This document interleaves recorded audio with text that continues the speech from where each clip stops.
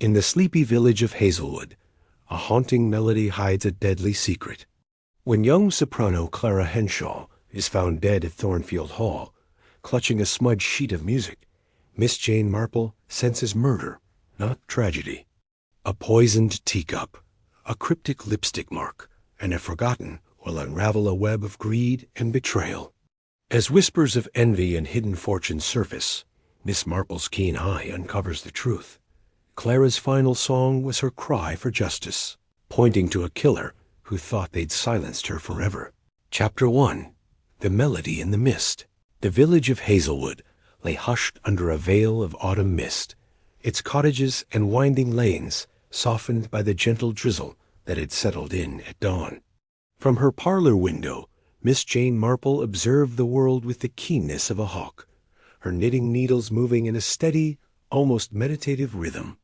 The click of the needles was the only sound in the room, save for the occasional patter of rain against the glass. Hazelwood was a place of quiet routines, where the baker's boy cycled past at precisely 8, and the postman's whistle carried across the green. Yet this morning there was a discord in the air, a subtle wrongness that Miss Marple's sharp senses could not ignore. She adjusted her spectacles, her eyes narrowing as a figure emerged from the mist, hurrying along the path beside the vicarage. It was Clara Henshaw, the young soprano whose return from London had set tongues wagging in Hazelwood's modest circles. Clara's auburn hair was tucked beneath a green scarf, but the scarf had slipped, trailing behind her like a flag of distress. Her steps were quick, almost stumbling, and her head was bowed against the rain, or perhaps, Miss Marple thought, against something else entirely. "She's frightened," Miss Marple murmured to herself, her needles pausing mid-stitch. Or pursued. Clara had been the talk of the village since her arrival 3 months ago. Her voice, trained in the grand halls of London, was said to be extraordinary, a gift that could hush a room or stir a heart. She had performed at Thornfield Hall the previous evening, a recital hosted by Mrs. Langley, the matriarch of the village's grandest estate. The event had drawn Hazelwood's small society Dr. Grayson, with his brusque manner and ever-present medical bag, Mr. Percival Reed, the retired solicitor who fancied himself the village's chronicler, and young Lawrence Blake, Clara's devoted accompanist, whose pale intensity matched the fervor of his playing. Miss Marple had not attended, her rheumatism protesting the damp evening, but her maid, Lily, had brought back a vivid account. "Miss Henshaw sang like an angel, ma'am," Lily had said, her eyes wide. "But that last song, The Lament of the Lost, it fair gave me chills." Miss Marple's thoughts were interrupted by a sharp rap at the door. It was Mrs. Carter, the librarian, her face flushed beneath her rain-soaked bonnet. "Oh, Miss Marple," she gasped, clutching a sodden umbrella. "It's dreadful Clara Henshaw's dead. Found this morning in the music room at Thornfield, slumped over the piano with a sheet of music in her hand." Miss Marple's expression remained serene, but her mind quickened. "Dead?" she repeated softly, gesturing for Mrs. Carter to sit. "How very sudden. What do they say caused it?" Mrs. Carter sank into a chair, her hands twisting the umbrella's handle. "Dr. Grayson says it's her heart too much strain, perhaps from singing.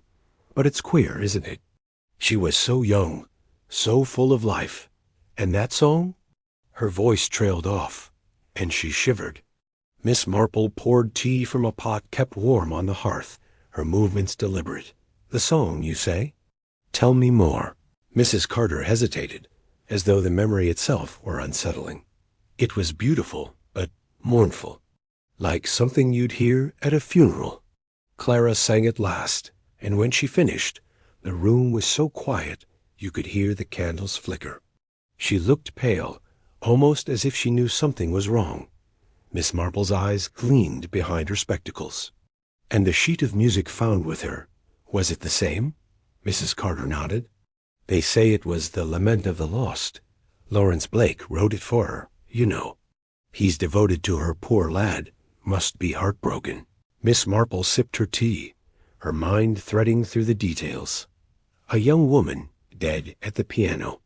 A song haunting and final. A sheet of music, clutched as if it held some secret. The village would call it tragedy, perhaps coincidence. But Miss Marple knew better. In her long experience, sudden deaths were rarely so simple, and Hazelwood, for all its sleepy charm, was a place where secrets festered like weeds beneath the roses. "Will you go to Thornfield, Miss Marple?" Mrs. Carter asked, her voice hopeful. "Mrs. Langley's hosting tea this afternoon, and I'm sure she'd value your thoughts." Miss Marple smiled, a small knowing curve of her lips. "I believe I shall," she said. "It's only neighborly after all." As Mrs. Carter bustled out into the rain, Miss Marple returned to her knitting, but her thoughts were far from the wool in her hands. Clara Henshaw's death was no mere accident, she was certain. A song could stir emotions, yes, but end a life?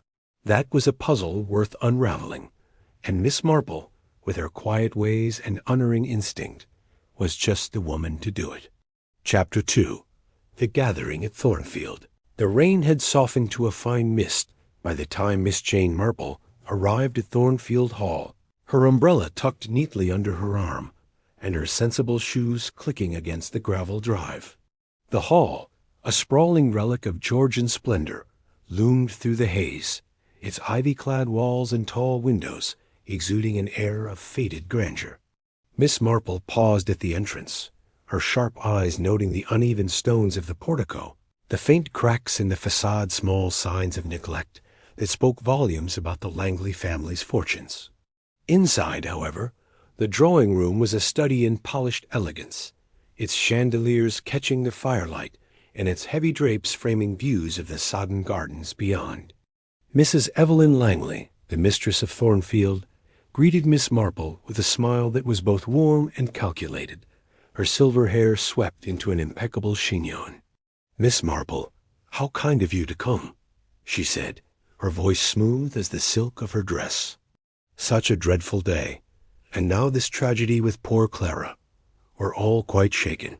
The room was already filled with Hazelwood's notables, their murmurs rising and falling like the hum of bees in a hive. Dr. Henry Grayson, a stout man with a perpetually furrowed brow, stood by the fireplace, his hands clasped behind his back as he expounded on the fragility of the human heart. Mr. Percival Reed, the retired solicitor, perched on a velvet settee, his sharp eyes darting from face to face as he clutched a gold watch chain that gleamed against his waistcoat. Young Lawrence Blake, Clara's accompanist, sat apart, his thin frame hunched in a high-backed chair, his fingers tracing invisible notes on his knee. The air was thick with the scent of tea and tension, and Miss Marple, settling into a cushioned chair near the window, felt the weight of unspoken truths settle around her. Mrs. Langley poured tea with practiced grace, her movements betraying none of the unease Miss Marple sensed beneath her composure. "Clara was a marvel last night," she said, passing a cup to Miss Marple. "Her voice, such purity, such power. But that final song, The Lament of the Lost, was extraordinary. It left us all quite spellbound." Lawrence Blake's head jerked up, his pale cheeks flushing. "She poured her soul into it," he said, his voice low but fervent. "I wrote it for her, you know. It was ours." His words trailed off, and he looked away, his fingers resuming their restless dance. Miss Marple sipped her tea, her eyes flitting from Lawrence to Mrs. Langley, whose smile tightened almost imperceptibly. "It must have been a remarkable performance," Miss Marple said mildly. "And the sheet of music found with her, was it the same song?" Mrs. Langley hesitated, her hand pausing over the teapot. "Yes, I believe so," she said at last. It was clutched in her hand when they found her. Such a tragic image. Dr. Grayson cleared his throat, his tone brisk. "A clear case of heart failure," he declared. "The girl was highly strung, always pushing herself too far. Singing like that, night after night, it's no wonder her heart gave out." Miss Marple's eyebrows lifted slightly, but she said nothing, her mind cataloguing the doctor's certainty, the way his eyes avoided hers. Mr. Reed, meanwhile, leaned forward, his voice a conspiratorial whisper. She was ambitious, that one. London wasn't enough for her. She was talking of Vienna, Paris. Said she'd uncovered something that would change everything. Queer thing to say, don't you think? Miss Marple's needles, which she had brought along in her capacious handbag, clicked softly as she began to knit, her hands moving with the automatic precision of long habit. Queer indeed, she murmured. Did she say what this something was? Mr. Reed shook his head, his watch chain glinting as he shifted. Not a word, but she was agitated, I'll tell you that. Kept looking over her shoulder, as if someone might be listening. Mrs. Langley's laugh was light, almost musical, but it rang false to Miss Marple's ears. Oh, Clara was always dramatic, she said. It's the artistic temperament, I suppose. Edward, my son, was quite taken with her, though I told him she was far too flighty for him. At the mention of Edward, Miss Marple's gaze shifted to the young man lounging by the window, his handsome features marred by a sullen expression. Edward Langley, heir to Thornfield, had the air of one who resented the weight of expectation. His dark eyes met Miss Marple's briefly, before sliding away, and she noted the way his fingers tightened around his teacup. The conversation turned to village matters, the upcoming harvest festival, the state of the church roof, but Miss Marple's thoughts were elsewhere. Clara Henshaw had been no mere singer. She had stirred something in Hazelwood, something that had led to her death. The sheet of music, the song, the whispered hints of a discovery each, was a thread in a tapestry Miss Marple was determined to unravel. As the tea drew to a close, Mrs. Langley rose, her smile as polished as ever. Miss Marple, you must come to the music room tomorrow, she said. The inspector will be there, poking about, but I'm sure you'd find it illuminating. Miss Marple inclined her head, her expression one of gentle acquiescence. I should like that very much, she said. It's always helpful to see where things happened. As she made her way back to her cottage, the mist curling around her like a living thing, Miss Marple's mind was alight with possibilities. Clara's death was no accident. Of that she was certain. The song, the lament of the lost, was more than a melody. It was a clue, perhaps even a confession. But whose? Lawrence, with his obsessive devotion? Mrs. Langley, whose charm masked the steely will? Or Edward, whose sullenness hinted at secrets of his own? Back in her parlor, Miss Marple settled into her armchair, her knitting resuming its steady rhythm. She thought of her old friend, Mrs. Bantry, who had once remarked that Hazelwood was too quiet to be true. Miss Marple had smiled then, but now she saw the truth in it. Beneath the village's placid surface lay currents of envy, greed, and fear, currents that had swept Clara Henshaw to her death. She recalled a girl from her own youth, a singer in a neighboring village, who had fallen in love with a man above her station. The scandal had been hushed, but the girl had left, never to return. Clara's story, Miss Marple suspected, was not so different. A secret, a song, a sudden end. The pieces were there, waiting to be fitted together. As the fire crackled in the grate, Miss Marple's needles clicked on, her mind weaving through the faces and words of the afternoon. Mrs. Langley's hesitation, Lawrence's trembling hands, Edward's averted gaze, each was a note in a melody she was beginning to hear. Tomorrow, in the music room, she would listen more closely. For now, she knitted and thought, and waited for the pattern to emerge. Chapter 3. The Scene of the Crime. The morning sun struggled through the clouds, casting a pale light over Hazelwood as Miss Jane Marple made her way to Thornfield Hall. Her black umbrella, more a prop than a necessity in the clearing weather, tapped lightly against the cobblestones. The village was stirring. Mrs. Carter's bicycle wobbled past, and the milkman's cart rattled in the distance, but Miss Marple's thoughts were fixed on the music room, where Clara Henshaw had met her end.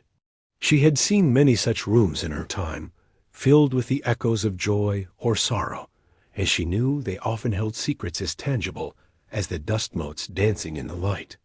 Inspector Crane was waiting at Thornfield's entrance, his broad shoulders filling the doorway. A man of middle years with a brisk manner and a mustache that seemed to bristle with impatience. He greeted Miss Marple with a nod that was polite but guarded. "Mrs. Langley said you'd be coming," he said, his tone suggesting he was not entirely pleased.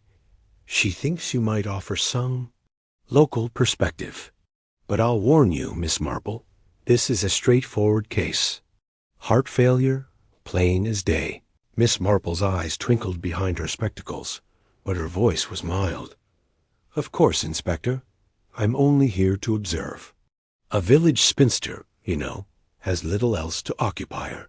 The inspector's mustache twitched, and he led her through the hall's echoing corridors to the music room. The room was a study in faded opulence. Tall windows draped in heavy velvet, walls adorned with portraits of stern-faced Langleys, and a grand piano dominating the center like a silent sentinel. The air was cool, tinged with the scent of polished wood and old paper. Clara had been found here, slumped over the keys, her final note unspoken. Inspector Crane gestured to the piano. "No signs of violence," he said, his voice clipped. "She was sitting right there, the sheet music in her hand. Dr. Grayson's certain it was her heart-over-exertion emotional strain. These artistic types, you know, they burn too brightly." Miss Marple nodded absently, her eyes roving the room. The piano's lid was propped open, its strings gleaming faintly in the dim light. The bench was slightly askew, as though Clara had shifted in her final moments. On the floor, a few scattered petals from a vase of roses suggested a careless brush with a sleeve or a hurried exit. She knelt, her movements slow but deliberate, and peered at the sheet music now resting on a nearby table, secured in a police envelope. It was titled, "The Lament of the Lost," the notes penned in Lawrence Blake's precise hand. A faint smudge marked the corner, not ink, but something darker, perhaps grease, perhaps something else. Clara was meticulous, was she not? Miss Marple murmured. "Her music, her appearance always so careful. This smudge is curious." Inspector Crane frowned, following her gaze. A smudge? Could be anything. She might have handled it roughly in her distress. "Perhaps," Miss Marple said, her tone non-committal. She straightened, her eyes catching a glint beneath the piano pedal. A small glass vial, barely larger than a thimble, tucked against the baseboard. "Inspector," she said softly, pointing with her umbrella. "Might that be worth a look?" Crane's frown deepened, but he crouched and retrieved the vial, holding it to the light. It was empty, its stopper missing, and a faint residue clung to its interior. "Odd place for it," he muttered. "Could be nothing a perfume bottle, maybe. But I'll have it tested." Miss Marple's lips curved in a faint smile. "Very wise, Inspector. One never knows what small things might matter." As Crane pocketed the vial, Miss Marple circled the room, her steps slow and measured. She paused by a portrait of old Mr. Langley, his eyes stern beneath a powdered wig. Clara's mother, she recalled, had been a maid here decades ago, a fact whispered about in village gossip. Could there be a connection? She filed the thought away, her mind already weaving through the possibilities. The vial, the smudge, the song, each was a note in a melody she was beginning to discern. Was anyone else here that night? She asked, her voice as gentle as a breeze. "After the recital, I mean." Crane shook his head. "Mrs. Langley says the guests left by 10. Clara stayed to practice, and Lawrence was with her for a while. He claims he left her alone around 11, still at the piano. The servants found her at dawn." Miss Marple nodded, her eyes lingering on the piano keys. A faint smear of powder talcum, perhaps marked one of the ivories. Clara had been fastidious, Lily had said. She would not have played with dirty hands. "And the tea?" Miss Marple asked. "I understand Clara was served tea during the recital." Crane's eyes narrowed. "Yes, from a tray in the drawing-room. Mrs. Langley served it herself. Why do you ask?" "Oh, no reason," Miss Marple said airily. "Just a thought. Tea is so comforting, isn't it? especially after a performance. The inspector grunted, clearly unconvinced, but he made a note. As they left the music room, Miss Marple glanced back, her mind painting the scene. Clara at the piano, her fingers on the keys, the song's mournful notes filling the air. Had she known her time was short? Had she left a clue in that smudge, that vial? Outside, the mist had lifted, and Hazelwood sparkled under a tentative sun. Miss Marple declined the inspector's offer of a ride, preferring to walk. The village was a map of human nature, its lanes and cottages hiding truths as surely as Thornfield's music room. She thought of her niece's friend, a girl who had once left a smudged letter as a cry for help, overlooked by all but Miss Marple. Clara, she suspected, had done something similar. As she passed the vicarage, Miss Marple's steps slowed. Lawrence Blake was crossing the green, his head bowed, his hands thrust deep into his pockets. She watched him for a moment, noting the slump of his shoulders, the way he glanced back toward Thornfield. Grief, yes, but something else, fear? Guilt? She would speak with him soon, but not yet. The threads were still too loose, the pattern incomplete. Back at her cottage, Miss Marple settled into her armchair, her knitting needles resuming their steady click. The vial was no perfume bottle, she was certain. The smudge was no accident. And the song, why that song, above all others? She hummed a few bars, the melody haunting and elusive. In Hazelwood, as in all villages, the truth lay not in grand gestures, but in the small, overlooked details. Miss Marple's eyes gleamed. She would find those details, and with them, the truth behind Clara Henshaw's final note. Chapter 4. The Shadows of Motive. Miss Jane Marple sat in her cozy parlor, the fire casting a warm glow across the chintz curtains as her knitting needles clicked in their familiar rhythm. Outside, Hazelwood settled into the quiet of late afternoon, the village's earlier bustle giving way to the soft rustle of leaves in the autumn breeze. But Miss Marple's mind was far from tranquil, her thoughts weaving through the tangled threads of Clara Henshaw's death. The music room at Thornfield Hall had yielded its secrets a smudged sheet of music, a hidden vial, a trace of powder on the piano keys, but these were mere fragments. The true picture, she knew, lay in the hearts and histories of those who had known Clara. Clara had been no ordinary soprano, Miss Marple reflected. Her return to Hazelwood had stirred ripples of unease, like a stone dropped into a still pond. There was Mrs. Evelyn Langley, whose polished charm concealed a fierce protectiveness over her son, Edward, and the family's dwindling fortune. There was Lawrence Blake, Clara's accompanist, whose devotion bordered on worship, his pale intensity hinting at deeper passions. And there was Mr. Percival Reed, the solicitor who had once managed Clara's modest inheritance, only to lose her trust amid whispers of mismanagement. Each, in their way, had reason to resent or fear the young woman whose voice had captivated the village. Miss Marple's thoughts were interrupted by the memory of a conversation overheard at the vicarage tea, a week before Clara's death.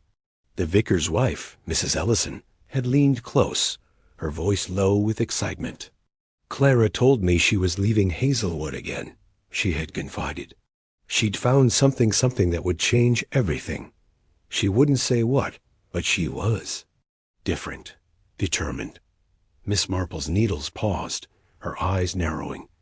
What had Clara discovered, and why had it cost her life? Determined to learn more, Miss Marple decided to visit Lawrence Blake. The young man lived in a small flat above the village bookshop, a cramped space filled with the musty scent of old paper and the faint tang of ink. When she knocked, Lawrence opened the door slowly, his face pale and drawn, his dark eyes shadowed with grief. "Miss Marple," he said, his voice barely above a whisper. I didn't expect you." "I won't take much of your time, dear," she said, her tone gentle, but her eyes sharp as she stepped inside. The room was cluttered with music scores, some scattered across a small table, others stacked precariously on shelves. A single photograph stood on the mantel, a candid shot of Clara, laughing, her auburn hair catching the sunlight. Miss Marple's heart softened, but her mind remained alert. "I wanted to talk about Clara," she said, settling into a worn armchair. "You were close to her, weren't you?" Lawrence's hands trembled as he sank onto a stool, his fingers clutching a crumpled sheet of music. "She was everything," he said, his voice breaking. "Her voice, her spirit. I wrote The Lament of the Lost for her. It was meant to be her triumph. She was going to sing it in Vienna." He paused, his eyes distant. "But now—" Miss Marple's gaze flicked to the music in his hand, noting the careful notation, the faint pencil marks where corrections had been made. "It's a beautiful piece," she said softly. Clara must have cherished it. Did she ever speak of anything troubling her? Something she'd found, perhaps? Lawrence's head jerked up, his eyes wide. Found? No, she didn't say anything like that. But his voice faltered, and his fingers tightened on the paper, creasing it further. Miss Marple noted the way his gaze darted to the photograph, then away, as if avoiding a truth too heavy to bear. "And the vial in the music room?" she asked, her tone as light as if she were discussing the weather. "Did you notice it that night?" Lawrence's face paled further, if that were possible. "Vial? No, I left her at 11, like I told the inspector. She was practicing, humming the song. I didn't see any vial." His words came too quickly, tumbling over one another, and Miss Marple's needles clicked a little faster. "Of course," she said, her smile reassuring. "You must miss her terribly. It's hard to lose someone so gifted." She rose, her movements slow, giving Lawrence time to compose himself. "Thank you, dear. You've been most helpful." As she left the flat, Miss Marple's mind was abuzz. Lawrence's grief was genuine, but so was his unease. He knew more than he was saying about the vial, the song, or perhaps Clara's mysterious discovery. She thought of a young man in her village long ago, who had loved a girl beyond his reach and hidden his pain behind a mask of devotion. Lawrence, she suspected, was not so different. Back at her cottage, Miss Marple poured herself a cup of tea, her thoughts turning to the Langley family. Mrs. Langley's protectiveness over Edward was no secret, nor was Edward's infatuation with Clara, which had clearly displeased his mother. And then there was Mr. Reed, whose connection to Clara's inheritance raised questions. Had Clara uncovered something about the Langley fortune or her own? Miss Marple recalled a snippet from Mrs. Carter at the library. Clara had been researching old records, asking about Mr. Langley's will. Could there be a link to Thornfield's past? A secret worth killing to protect? As the fire crackled, Miss Marple's needles moved steadily, her mind sifting through the village's undercurrents. She thought of Clara's final performance, the way the audience had been spellbound by the Lament of the Lost. Why that song? Was it merely a tribute to her talent, or something more, a message, a warning? She hummed a few bars, the melody stirring a memory of a hymn from her childhood, one sung at a funeral.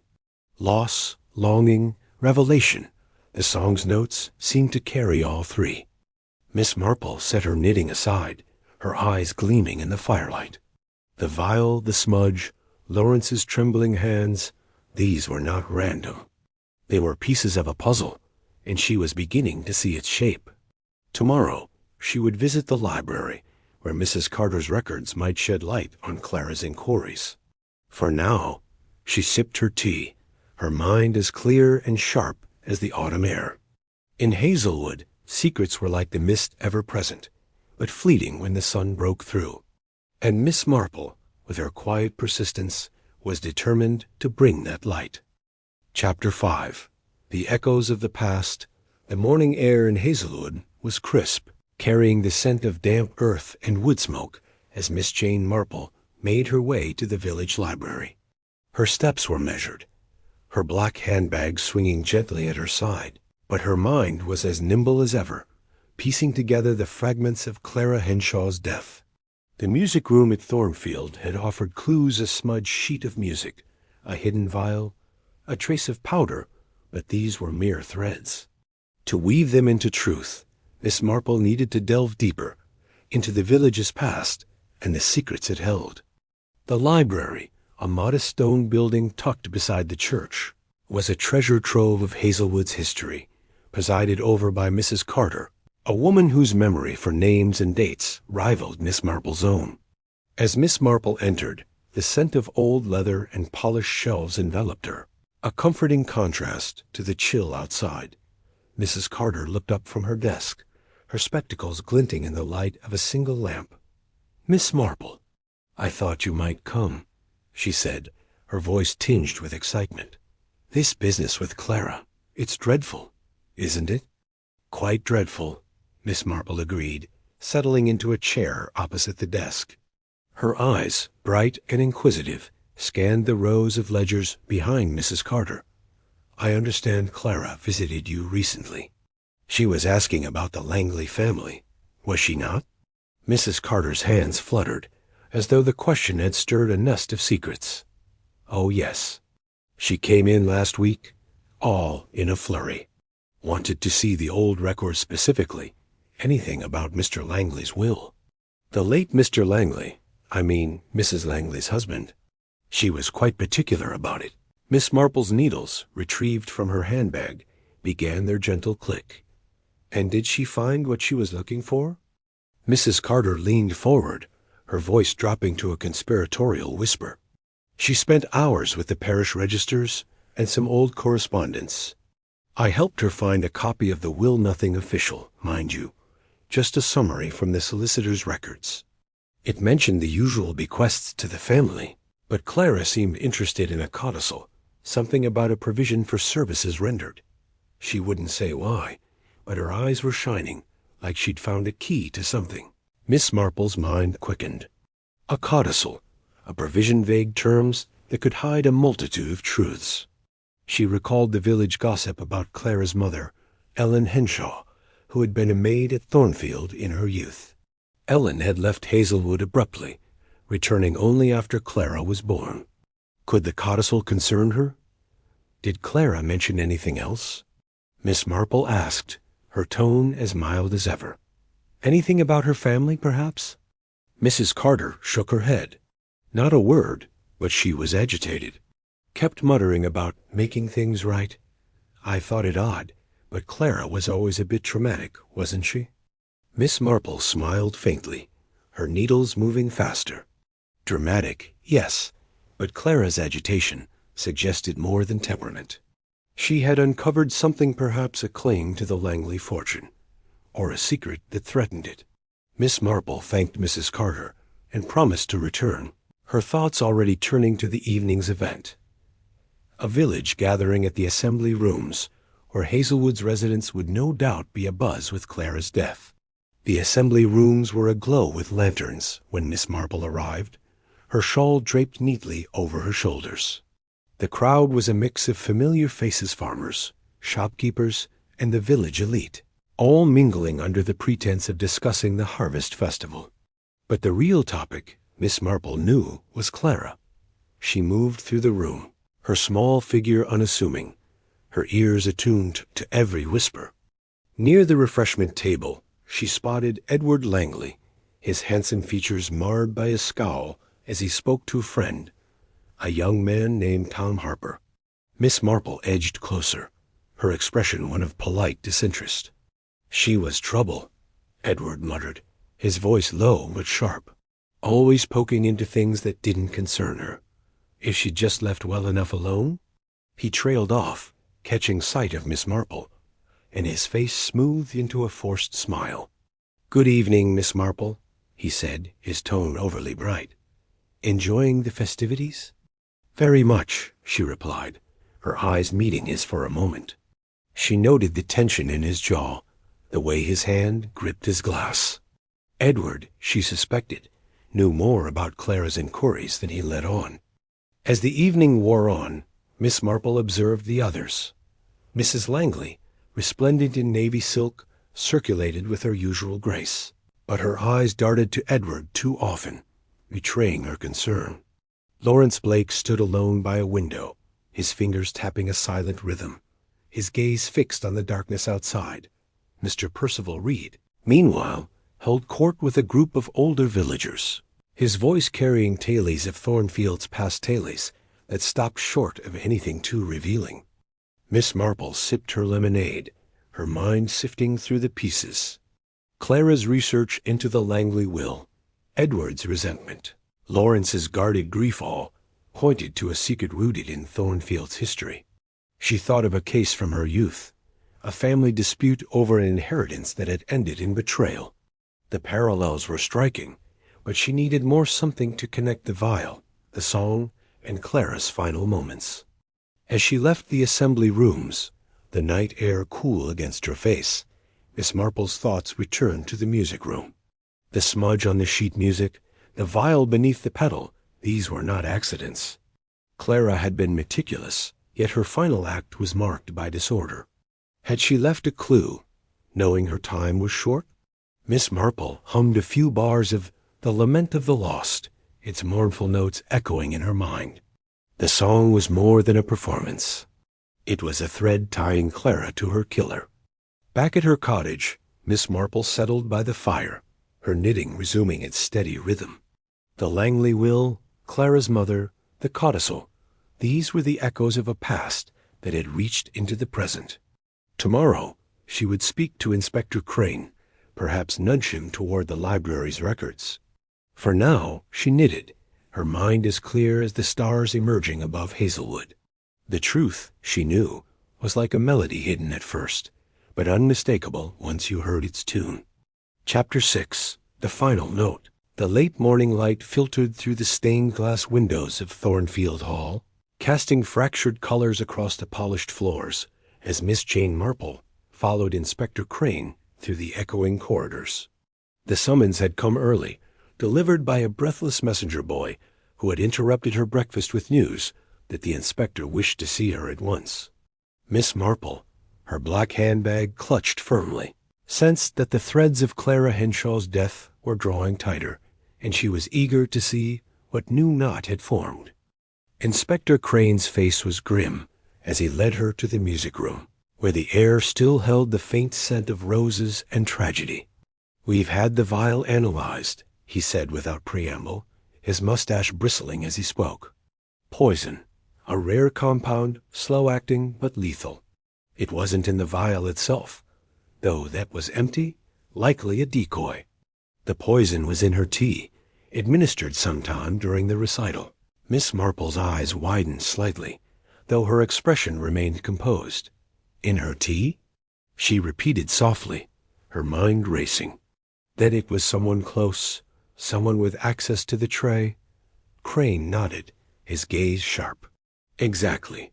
Mrs. Langley served the tea herself, but Lawrence Blake and Edward Langley were near the tray at various points. We're looking into their movements, but it's tricky, too many hands, too little time to pinpoint the moment." Miss Marple's needles, tucked in her handbag, seemed to itch for movement, but she kept her hands still, her thoughts weaving through the implications. The tea tray, a staple of Thornfield's hospitality, had been a weapon. But why the vial? A distraction, perhaps, to mislead the police? And why the Lament of the Lost, clutched in Clara's hand? She requested to see the sheet music again, and Crane, with a sigh that suggested he humored her only out of courtesy, retrieved it from its envelope. The paper was crisp, the notes penned in Lawrence's meticulous hand, but the smudge in the corner drew Miss Marple's eye. Under the morning light, she saw it clearly now, not grease, not ink, but a faint trace of lipstick, the shade Clara had favored. Her heart quickened. "This mark," she said, her voice mild but insistent. "It's deliberate, isn't it?" Clara's lipstick, applied with care. "She was trying to tell us something." Crane's eyebrows rose, but he leaned closer, examining the smudge. "Lipstick? Possible, I suppose. But what could it mean?" Miss Marple did not answer directly, her mind tracing the melody of the song. She hummed a few bars softly, the notes mournful yet precise, like a coded message. "Clara knew she was dying," she murmured, almost to herself. "She marked the music to point us to her killer. The inspector's skepticism was palpable, but he made a note, his pen scratching against his notebook. "I'll have the lab confirm the lipstick," he said. "But we need more than hunches, Miss Marple. Motive, opportunity, those are what close a case." "Of course," she replied, her smile serene but her eyes alight. She stepped to the piano, her fingers brushing the keys where the faint smear of powder still lingered. Talcum, she was certain, not the residue of a careless hand, but a clue to someone's presence, someone who had touched the piano after Clara. Her thoughts flickered to Edward Langley, whose fastidious habits included a penchant for talcum powder, a detail she'd overheard from the vicar's wife. Could he have been here, after the recital, tampering with the scene? Miss Marple turned to Crane, her voice gentle. "Might I suggest, Inspector, that you check the tea service? The cups, the pot, there may be traces of the poison still." Crane's mustache twitched, but he nodded. "Already in hand. We're testing everything. But I'll admit, this case is less straightforward than I thought. Heart failure, indeed." His tone held a grudging respect, and Miss Marple hid a smile. Men like Crane, she knew, preferred facts to intuition. But she had learned long ago that the two were not so far apart. As they left the music room, Miss Marple's thoughts returned to Clara's final moments. The lipstick smudge, the vial, the poisoned tea, all pointed to a calculated act, not a sudden impulse. She recalled a case from her youth, a poisoning in a neighboring village, where a woman had left a coded note in her prayer book, naming her betrayer.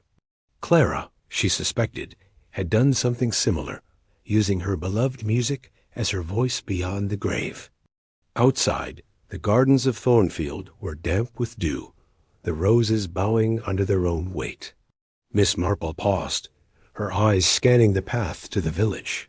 Clara had been researching the Langley will, asking about a codicil that hinted at a hidden beneficiary. Had she threatened someone's inheritance, Edward's perhaps, or even Mrs. Langley's control over Thornfield? The song, the poison, the smudge, these were not random, but pieces of a deliberate design. Back at her cottage, Miss Marple settled by the fire, her knitting resuming its steady rhythm. She thought of Lawrence, his trembling hands betraying more than grief. Of Mrs. Langley, her charm a shield for deeper motives. Of Edward, whose sullen resentment masked a fear of exposure. The lipstick smudge was Clara's final act, a message to those who would listen. Miss Marple hummed the song again, its melody weaving through her thoughts like a thread through fabric. Tomorrow, she would attend another gathering at Thornfield, where the village would mourn Clara under Mrs. Langley's watchful eye. There, Miss Marple would listen, observe, and nudge the truth into the open. For now she knitted, her mind as clear as the October sky. In Hazelwood, secrets were like shadows cast by the light of truth, and Miss Marple was determined to shine that light. Chapter 7. The Unraveling. The drawing room at Thornfield Hall was ablaze with candlelight, the flickering flames casting long shadows across the polished mahogany and heavy brocade curtains. It was the evening of Clara Henshaw's memorial gathering, a somber affair orchestrated by Mrs. Evelyn Langley with her usual meticulous grace. The villagers of Hazelwood filled the room, their murmurs a low hum beneath the clink of teacups and the rustle of mourning attire. Miss Jane Marple sat near the hearth, her small figure almost lost in the high-backed chair, her knitting needles clicking softly as her eyes darted from face to face, gathering threads of truth as deftly as she gathered stitches. Mrs. Langley stood at the center of the room, her navy silk gown a stark contrast to her pale complexion, her smile a practiced blend of sorrow and hospitality. Edward Langley lingered by the window, his dark eyes restless, his hands fidgeting with a cigarette case he never opened. Lawrence Blake sat apart, his thin frame hunched, his fingers tracing invisible notes on the arm of his chair. Mr. Percival Reed, the retired solicitor, held court near the tea-tray, his watch chain glinting as he recounted Clara's talent with a touch too much relish. Inspector Crane was there too, his broad shoulders stiff in his ill-fitting suit, his mustache bristling as he observed the crowd with a policeman's wariness. Miss Marple's mind was alight with the discoveries of the past days. The poisoned tea, the lipstick smudge on the sheet music, the vial that served as a decoy. Clara had known her time was short, and her final act marking the music with her lipstick had been a deliberate cry for justice. The smudge, Inspector Crane had confirmed that afternoon, was indeed Clara's lipstick, and under closer scrutiny, it formed a faint but unmistakable initial. E. Miss Marple's needles paused as she considered this, her gaze settling on Edward Langley. The initial could point to him, but she knew better than to leap to conclusions. In Hazelwood, as in all villages, motives were rarely singular. Mrs. Langley's voice cut through the murmurs, calling for a moment of silence in Clara's memory. The room hushed, and Miss Marple seized the opportunity to speak, her voice soft, but carrying the weight of quiet authority. "Such a loss," she said, her eyes sweeping the room. Clara's voice was a gift, but it was her final song, the lament of the lost, that lingers in my mind. It was more than music, wasn't it? It was a message. Mrs. Langley's smile faltered, a flicker of unease crossing her face. Edward's hand tightened on his cigarette case, and Lawrence's fingers stilled, his eyes wide with something akin to fear. Mr. Reed coughed, his watch chain jingling as he shifted uncomfortably. Miss Marple continued, her tone as gentle as a summer breeze. Clara knew something worth killing for, and in her final moments she left us a clue.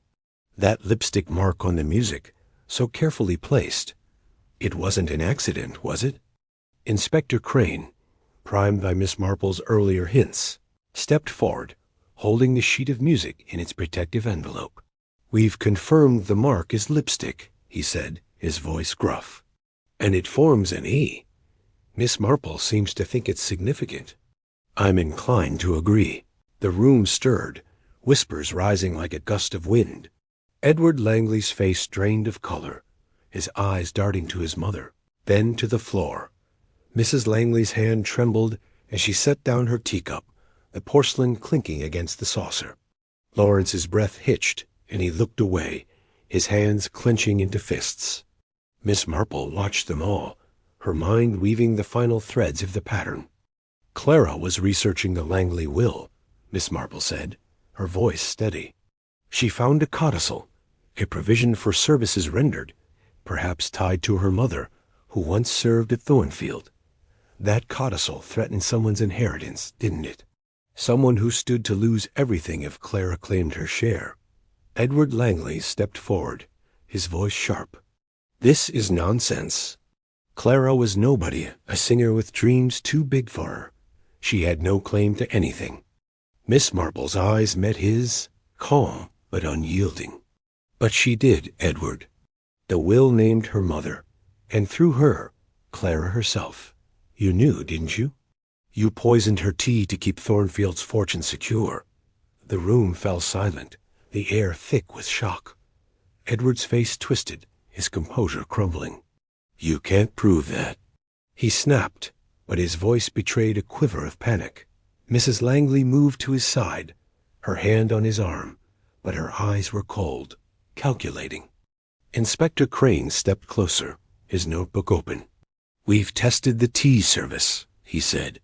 "Traces of the poison were found in 1 cup Clara's, and we found a bottle of the same compound in your study, Mr. Langley, hidden in a cigar box." Edward's shoulders slumped, his defiance draining away. I didn't mean for her to die," he stammered. "I just wanted her to stop digging, stop threatening us. She was going to ruin everything." "The estate? Mother's plans?" His voice broke, and he sank into a chair, his head in his hands. Mrs. Langley's face was a mask of ice, but her eyes betrayed her fury. "Edward, be quiet," she hissed, but it was too late. The truth had unraveled, as Miss Marple had known it would. Crane signaled to his constable, who stepped forward with handcuffs. "Edward Langley, you're under arrest for the murder of Clara Henshaw," he said, his voice steady. The villagers gasped, their whispers rising to a crescendo as Edward was led away, his mother following with a rigid dignity that masked her despair. Miss Marple remained seated, her knitting resumed, her expression serene. Lawrence Blake approached her, his voice low. "How did you know?" he asked, his eyes red with unshed tears. Miss Marple's smile was gentle. "Clara told us, dear. In her song, in her mark." She knew the truth, and she trusted someone would hear it. As the gathering dispersed, Miss Marple rose, her work here done. The melody of the Lament of the Lost echoed in her mind, a final note of justice for a voice silenced too soon. Chapter 8. The Silence After. The morning after Edward Langley's arrest dawned clear and bright, the autumn sun gilding Hazelwood's lanes with a warmth that belied the chill of recent events. Miss Jane Marple sat by her parlor window, her knitting needles moving in their familiar rhythm, the soft click a counterpoint to the distant chime of the church bells. The village had resumed its quiet routines. The baker's boy cycled past, the postman's whistle echoed across the green, but beneath the surface, Clara Henshaw's death lingered like the final notes of her haunting song. Miss Marple's thoughts were orderly, her mind sifting through the tapestry of clues that had unraveled the truth. The poisoned tea, the lipstick smudge forming an E, the vial as a decoy, all had pointed to Edward, whose fear of losing Thornfield's fortune had driven him to murder. Clara's discovery of the codicil, linking her mother to the Langley estate, had threatened his inheritance, and he had acted with a desperation that Miss Marple had seen before in men who valued wealth over conscience. She thought of a case from her youth, a greedy nephew who had poisoned his aunt for a legacy. The motives were different, but the human heart, she knew, followed familiar patterns. The village was abuzz with the news, though Miss Marple avoided the gossip that swirled through the tea-rooms and churchyard. Mrs. Carter had stopped by earlier, her eyes wide with the thrill of scandal. To think it was Edward all along, she had exclaimed. And poor Clara, leaving that mark on the music such courage. Miss Marple had nodded, her smile gentle, but her mind was already elsewhere, piecing together the smaller threads that others overlooked. Lawrence Blake, she learned, had left Hazelwood that morning, his few belongings packed into a battered suitcase. The vicar's wife reported that he was bound for London, his dreams of Vienna shattered by Clara's death. Miss Marple felt a pang for the young man, whose devotion to Clara had been genuine, if tinged with obsession. She hoped he would find solace in his music, though she suspected the notes of the Lament of the Lost would haunt him for years to come. Mrs. Langley, meanwhile, had retreated into Thornfield Hall, her charm replaced by a brittle silence. The village whispered that she planned to sell the estate, its grandeur too heavy a burden, without Edward's inheritance to sustain it. Miss Marple wondered if the codicil would be honored, granting Clara's heirs, perhaps a distant cousin, some share of the Langley fortune. Such matters were for solicitors now, but she felt a quiet satisfaction that Clara's truth had been heard. As she knitted, Miss Marple's thoughts turned to the song itself. The Lament of the Lost had been more than a performance. It was Clara's final act of defiance, a melody that carried her knowledge of the Langley secret. The lipstick smudge, so carefully placed, had been her voice beyond the grave, a clue that only someone like Miss Marple attuned to the small human details would notice. She recalled a girl from her village days who had hidden a message in a hymn book to expose a betrayal. Clara, she thought, was not so different. The fire crackled in the grate, and Miss Marple set her knitting aside, her eyes resting on the garden beyond her window. Hazelwood was peaceful again, its secrets laid bare, but she knew that peace was fleeting. Villages, like people, held their shadows close, and it was only a matter of time before another mystery stirred the quiet surface. "A song," she murmured, "can reveal as much as it conceals." She rose, her movements slow but sure, and poured herself a cup of tea. The melody of the Lament of the Lost lingered in her mind, a reminder of Clara's courage and the truth that had set her free. In Hazelwood, as in all corners of the world, the smallest acts could echo the loudest, and Miss Marple, with her unassuming ways and unerring instinct, would always be there to listen